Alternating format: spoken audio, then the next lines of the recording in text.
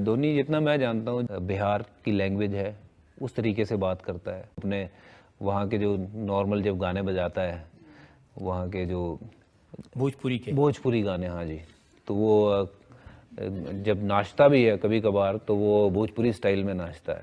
गाँव टोला कस्बा हिलैलु गली गली, देखत तो के लोगन में मचे खलबली। गाँव टोला कस्बा हिलैलु गली गली, देखत तो के लोगन में मचे खलबली।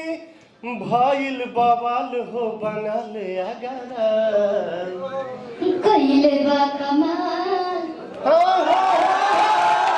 कइले बा कमाल हमर लाल घघरा, कइले बा कमाल हमर लाल घघरा, कइले बा कमाल तोहर लाल घघरा, कइले बा कमाल तोहर लाल घघरा।